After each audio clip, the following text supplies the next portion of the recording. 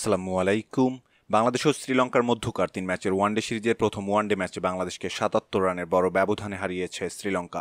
আজকে ম্যাচের শুরুতে টসে জিতে ব্যাট করার সিদ্ধান্ত নেন শ্রীলঙ্কার অধিনায়ক চারিত আসালাঙ্কা। টসে জিতে ব্যাট করতে নেমে শুরুটা ভালো করতে পারেনি শ্রীলঙ্কা। দলীয় মাত্র ১১ রানে নিজেদের টপ অর্ডারের ২ ব্যাটারকে হারিয়ে বসে লঙ্কানরা। এরপর দলীয় ২৯ রানে কামিন্দু মেন্ডিস ফিরে যান রানের খাতা খোলার আগেই। তবে অধিনায়ক চারিত আসালাঙ্কার সেঞ্চুরিতে ভর করে শেষ পর্যন্ত ২৪৪ রানের বড় সংগ্রহ দাঁড় করায় লঙ্কানরা। জবাব দিতে নেমে শুরুটা দুর্দান্ত করে বাংলাদেশ।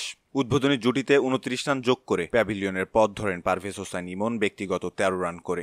ইমন ফিরে গেলেও তানজিদ হাসান তামিম ছিলেন সাবধানী। তামিম এবং নাজমুল হোসেন শান্ত ধীরে সুস্থে খেলতে থাকেন। দলীয় ১০০ রান পর্যন্ত নিয়ে যান এই দুই ব্যাটার। দলীয় ১০০ রানে ব্যক্তিগত ২৩ রান করে রান আউটে কাটা পড়েন নাজমুল হোসেন শান্ত ফিরে যাওয়ার পর ৫ রানের ব্যবধানে ৬ উইকেট হারায় বাংলাদেশ।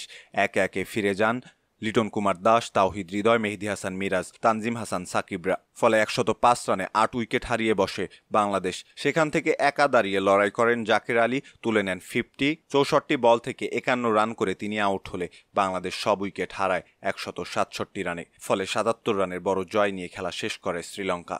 এর ফলে ৩ ম্যাচের ওয়ানডে সিরিজে ১-০ ব্যবধানে এগিয়ে গেল স্বাগতিকরা। সম্মানিত দর্শক, এই ছিল আমাদের হাতে থাকা সর্বশেষ ক্রিকেট আপডেট।